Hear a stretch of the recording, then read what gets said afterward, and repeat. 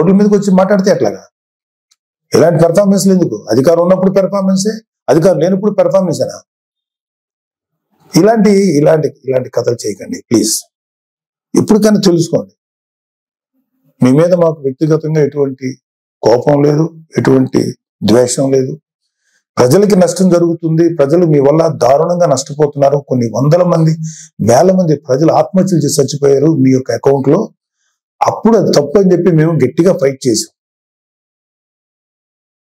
ఇప్పుడు ఇప్పుడు ఇప్పుడు జరిగే ప్రతిదాన్ని మీరు రాజకీయ కోణం నుంచి చూస్తారా? ప్రతి చావుని, ప్రతి చిన్న సైజు గొడవలు ఏదైనా సరే మీకు దుర్మార్గమైన ఇదిగా కనపడతాయా? మీకు రాజకీయ కోణంలో కనపడతాయా? ఇంకొక డైమెన్షన్ చూడటం చేత కదా మీకు? చేయండి. నేను ఇప్పటికైనా సరే మీరు గట్టిగా ఫైట్ చేయండి.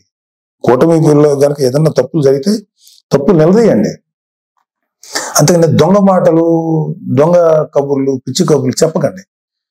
మీకు ఒక పేపర్ ఉంది, మిమ్మల్ని మీకు భజన చేసేటువంటి కొన్ని మీడియా సంస్థలు ఉన్నాయి, పర్లేదు, వాటిని మీరు ఉంచుకోండి. కానీ మాట్లాడేదానికి, లేకపోతే మీరు ఏదైనా ఒక వ్యక్తిని నేరస్తుడిగా చేసేదో, లేకపోతే ఒక వ్యక్తిని రెస్పాన్సిబుల్ గా చేసేదానికి ఒక ఇంగితంగా, ఒక సెన్సిబుల్ గా ఉండాలి. నేను అసలు మాట్లాడకూడదు, నాకెందుకు, నేను పార్టీ పనిలో చేసుకునేవాడిని, నాకు ఈ పొలిటికల్ గా నేను మాట్లాడకూడదని నేను ఇంతకాలం మాట్లాడాలి. ఎన్నిసార్లు గత 40 రోజుల నుంచి ఊదర కొడుతున్నారు. అధికారం శాసనసభలో ప్రమాణ స్వీకారం చేసిన మొదటి రోజు నుంచి ఏం చేయట్లేదు. వెయిట్ చేయండి, అన్నీ చేస్తారు. అలాగే మీ వైసీపీ ప్రభుత్వ హయాంలో మీ నాయకులు, మీ రౌడీలు, మీ మాఫియా ఎమ్మెల్యేలు అందరూ ఎలాంటి దుర్మార్గాలు చేశారు, ఎలాంటి తప్పులు చేశారు, ఎన్ని వేల కోట్ల రూపాయలు కుంభకోణాలు చేశారు, అవన్నీ లిస్ట్ వస్తాయి, అవన్నీ బయటకు వస్తాయి, తగిన శిక్ష పెడుతుంది. మీరు మీ సొంత బాబాయ్ చనిపోతే కనీసం రెస్పాన్స్ లేని మీరు ఎలా మాట్లాడతారండి? ప్లీజ్, ఇది కరెక్ట్ పద్ధతి కాదు. ఇప్పటికైనా నేర్చుకోండి, ఇప్పటికైనా తెలుసుకోండి, ఎప్పటికైనా చెప్పుడు మాటలు, పిచ్చి మాటలు వింటాం మానేయండి. ఒక మంచిగా మనం ఎలా చేద్దాం. రేపొద్దున 10 ఏళ్ళు ఉంటారు, 15 ఏళ్ళు ఉంటారు ఈ కూటమి ప్రభుత్వం వాళ్ళు. ఆ తర్వాత మీరు వస్తారు. నాకేమి మీరు రాకూడదని అనుకోవట్లేదు, మీరు రండి. బట్ మీరు చేసిన పెద్ద బొక్కకి కనీసం 15 ఏళ్ళ పాటు వీళ్ళుంటే ఆ తర్వాత మీరు మళ్ళీ వచ్చి చెదురు. కానీ ఈ లోపుగా మీరు రియలైజ్ అవ్వండి, మంచి దారిలో నడవండి, మంచి పద్ధతిగా నడవండి. దుర్మార్గపు వ్యక్తుల సలహాలు తీసుకోకండి. మీరు కూడా దుర్మార్గం ఆలోచన పక్కన పెట్టండి. నీతి నిజాయితీగా జెన్యూన్ ఉంటా ట్రై చేయండి. మేబీ జనాలు ఒక 10 ఏళ్ల తర్వాత, 15 ఏళ్ల తర్వాత మిమ్మల్ని గౌరవించవచ్చు, రెస్పెక్ట్ చేయొచ్చు. ఇలాగా అనవసరమైన మాటలు మీరు కానీ, మీ ఎమ్మెల్యేలు కానీ ఇవ్వండి. ఒక 6 నెలలు టైం ఇవ్వండి, చేస్తారు. మీరు అనుకున్నవన్నీ చేస్తారు.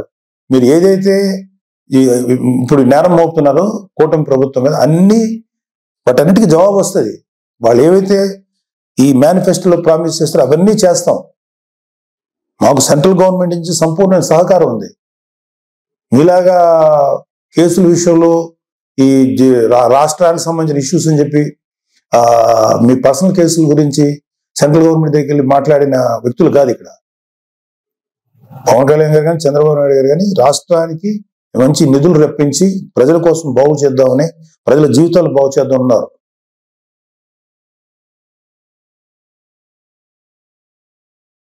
తెలుసుకోండి. ఇప్పటికైనా 10 ఏళ్ళ తర్వాత, 15 ఏళ్ళ తర్వాత మళ్ళీ అవ్వచ్చు. మీరు ఇంకా చాలా వయసు ఉంది. దొంగ మాటలు మాట్లాడు, లేదా పిచ్చి మాటలు మాట్లాడేంత మాత్రాన జనాలు గొర్రెలా నమ్మరండి. జనాలు చాలా చాలా ఇంటెలిజెంట్ పీపుల్. వాళ్ళు ఎవడు మంచోడు, ఎవడు చెడ్డోడు, ఎవడు ఎలాంటి వాడు ప్రజలు చాలా కూలంకషంగా గమనిస్తారు. త్వరలోనే మేము కూటమి ప్రభుత్వం మీకు సరైన ఆన్సర్ చెప్తుంది. ఇవన్నీ అయిన తర్వాత వెళ్ళండి. మీరు ఢిల్లీ వెళ్ళి ధర్నాలు చేసుకుంటారా, రాష్ట్రపతి వాళ్ళు పెట్టాలి కోరుకుంటే చెప్పండి, వాళ్ళకి సహేతుకమైన కారణాలు చెప్పండి.